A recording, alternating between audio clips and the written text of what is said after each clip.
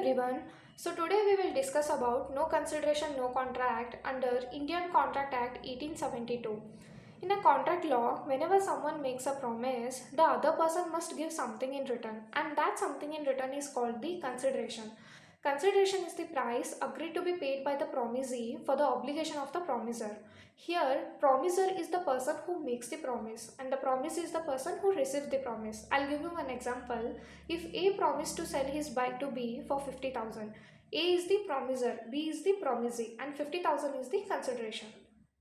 Now let us understand this carefully. Consideration is not only money. It can be anything valuable in the eye of law. It can be money, goods, service. Even a promise not to do something is also a consideration. The Indian Contract Act says that in a certain situation, an agreement without consideration can still be valid and enforceable.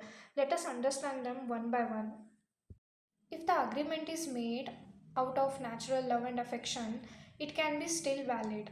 So the first one is the agreement must be based on genuine natural love and affection.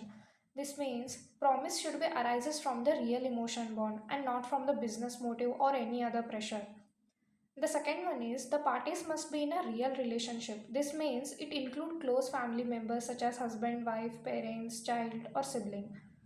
The third point is the agreement must be in a writing. A spoken promise is not enough. And the last one is agreement must be registered according to the law. Without registration, it will not be enforceable.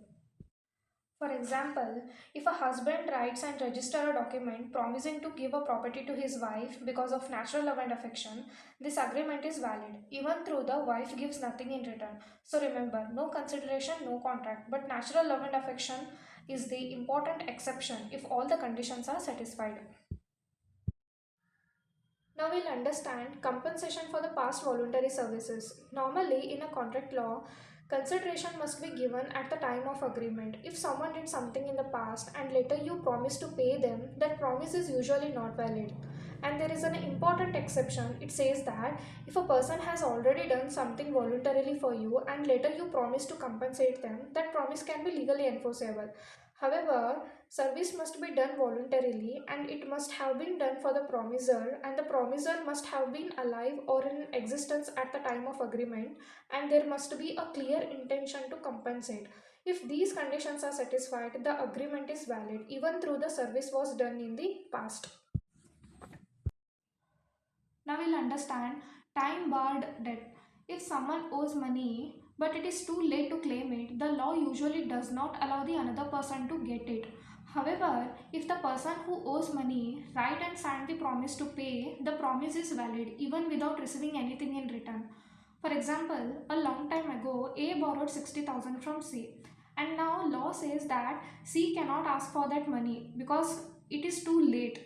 But A write a note promise saying I will pay 50,000 even though C does not give anything extra, and this promise is valid. So now C can now get only 50,000 that A promised. If someone acts as an agent for another person, like helping them to buy or sell something, no extra payment or benefit is needed to make that agreement valid.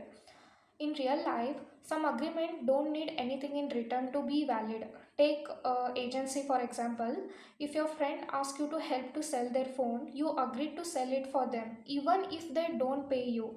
So the agreement is still valid because you were acting as their agent.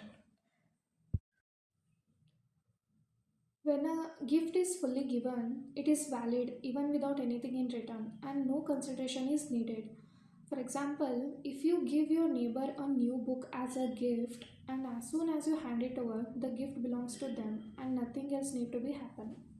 And then the bailment is when you give someone your goods for a specific purpose and they must return them after the purpose is completed and you don't need any payment for this.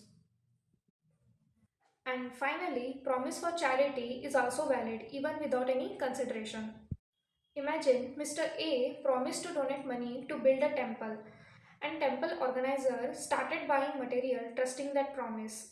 And later, Mr. A refuses to pay the money. In this case, temple organizer can claim the money when the donor doesn't pay. So whether it is helping someone as an agent, giving gift or storing item for someone, or contributing any charity, these agreements are legally valid even if nothing is recorded in written. That's all for today. Thank you.